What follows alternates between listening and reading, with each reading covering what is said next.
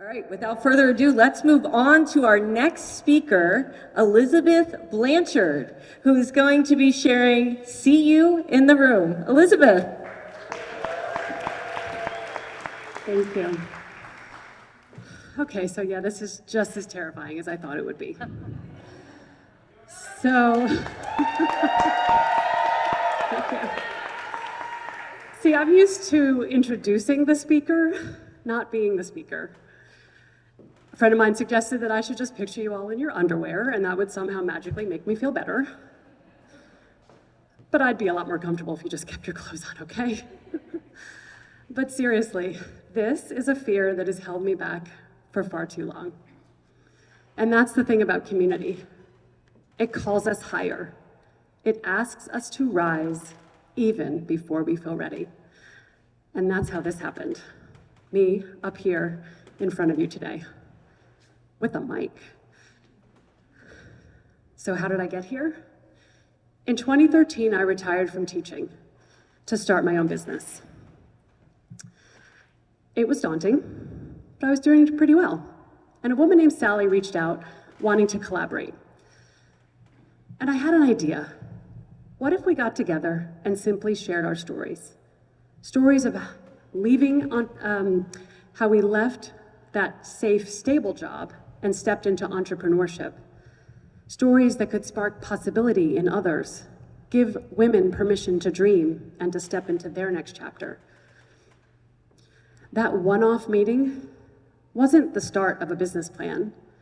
It was the start of a movement. That gathering became the Women's Networking Group of Fairfield County, a community built not on transactions, but on relationships and possibility. You see, there was an energy in the room that day, and I knew we had to keep going. So we did. Monthly meetings, networking, speakers, but what we were really building was a safe space, a place for women to show up, connect, learn, and be supported in business and in life. And honestly, I needed that. I needed women who get it, who understand what it is to juggle all the things, life, business, family, while still daring to dream bigger. And the more I leaned into community, the more it gave back to me the things I didn't even know I was searching for. Confidence, courage, a voice, the power to step unapologetically into who I am. You see, I used to be so afraid to stand up there in front of my group. And all I had to do was say one little thing and go sit down and let the speaker do their thing. But I was so afraid every time. And even after our COVID hiatus, when Sally had moved on and I decided to carry the torch, I was scared I couldn't do it alone. Now it was me up there in front of my group, shaking in my boots every time I had to speak. I would literally get hot flashes. And no, not just because of my age. But I did it. And every time I got up there, I got a little braver. You see, at first, I clung to my notes, word for word. But slowly, I let go of the script, let go of the crutch, and simply spoke from the heart. I realized something powerful. When you're in a safe space, when you're seen and heard, you find your flow. You even find a little fun. It turns out, I'm hilarious. But I've seen the same transformation in countless women who've stepped into our circle.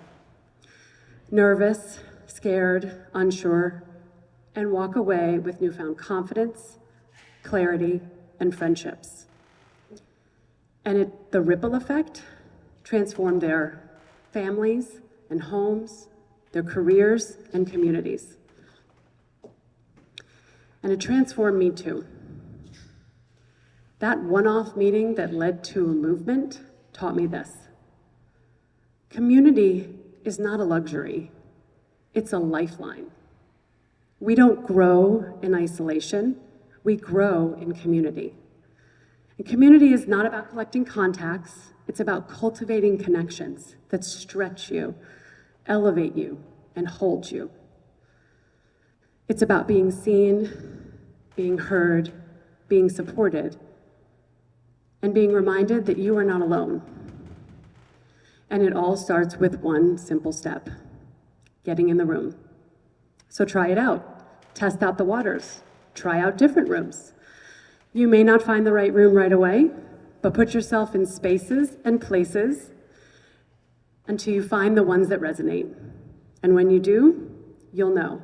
Because when you find your people, you find your purpose. And when you find your purpose, you find your power. And when you do that, the ripple effect is endless. So I'll see you in the room. Thank you.